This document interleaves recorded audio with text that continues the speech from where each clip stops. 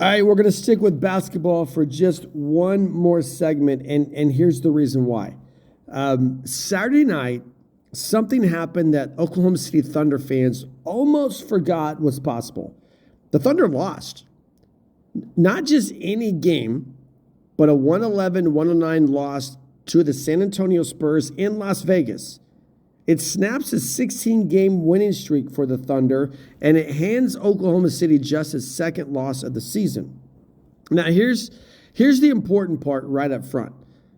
This loss, this wasn't about effort. This wasn't about toughness, and it absolutely wasn't about composure. The Thunder had all of that.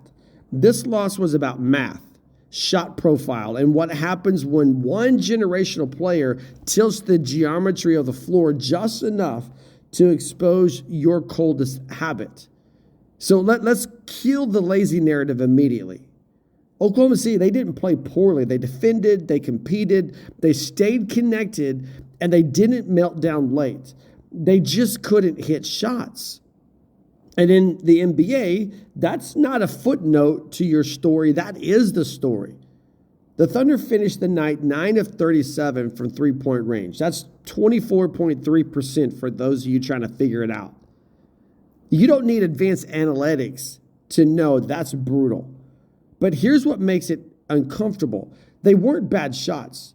They were open, they were in rhythm, and they were the exact shots Oklahoma City wants to take. Aaron Wiggins, Cason Wallace, two of the most reliable role players and shooters on the roster, combined to go 1 of 9 from deep. SGA, 1 of 7. Jalen Williams, 2 of 5. And when that many trusted shooters go cold on the same time at the same night, even the most disciplined team in the league can get dragged into a game that they don't fully control anymore.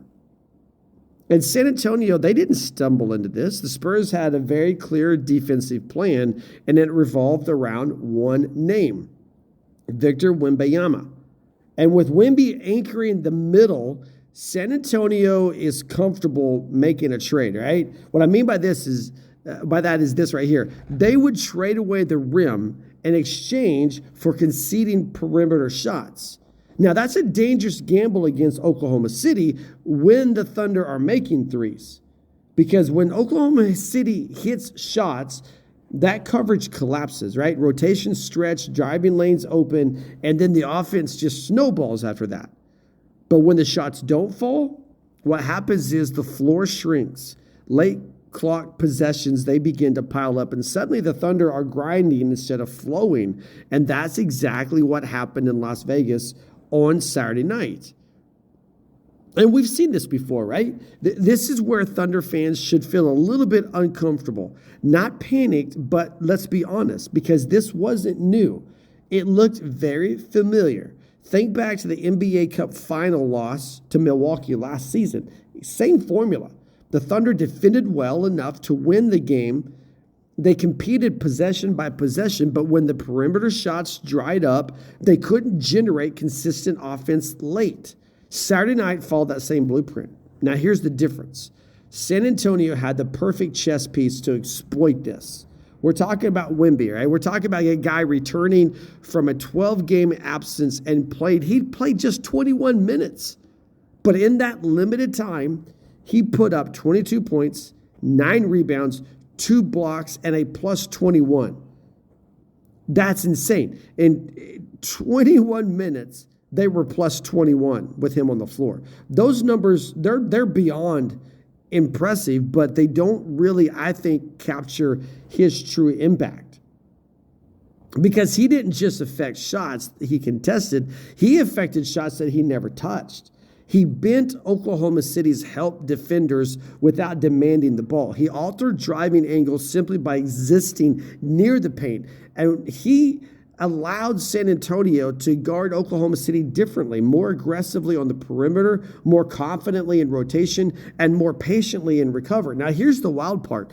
The Spurs outscored Oklahoma City by 20 points in the 7 minutes Wembanyama played in the first half.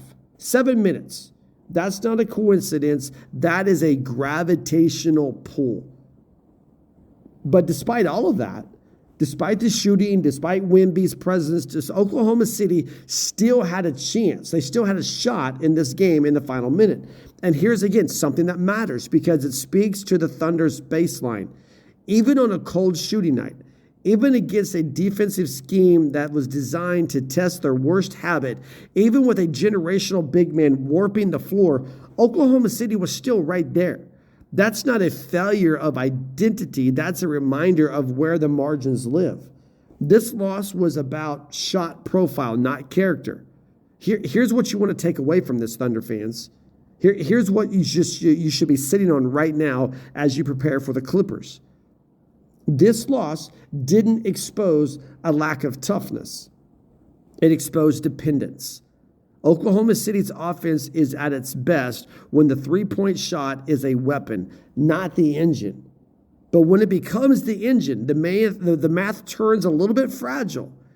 Now, that doesn't mean the Thunder should stop shooting threes. I'm not saying that at all. What it means is the next step for this team, the contender step, is finding ways to bend defenses when those shots are not falling. Mid-post counters, late clock diversity, paint pressure without finishing at the rim. Those are playoff-type problems. And Saturday night felt like a playoff lesson, and it felt like it was delivered early, which is good news because that's why this loss matters. Also, it's the reason why it doesn't. Let me be clear here what I'm saying. The Thunder didn't lose because they weren't ready. They didn't lose because they weren't disciplined. They didn't lose because the moment overwhelmed them. They lost because basketball math turned against them. Wemby is uniquely equipped to punish that. That's not a red flag. It's just a reminder that dominance in this league is not about perfection. It's about adaptability. And Oklahoma City is still learning how to adapt when Plan A goes cold. Now, there's a bigger picture here, and there's good news here as well. The Thunder are still one of the league's most balanced teams, still one of the best defensive units, still one of the smartest, most composed groups. And Saturday night didn't change any of that. But it did reinforce something important. When Oklahoma City's three-point shooting abandons them, they can be dragged into a fight, even by teams below them in the standings. Not an indictment here, okay? Just information. And for a team with championship ambitions, information like that is valuable, especially when it arrives in January instead of in June. The Thunder didn't fall apart Saturday night. They just got tested. And sometimes the losses that matter the most are the ones that show you exactly where the ceiling still needs some reinforcement. Because the Thunder, it's still an elite team.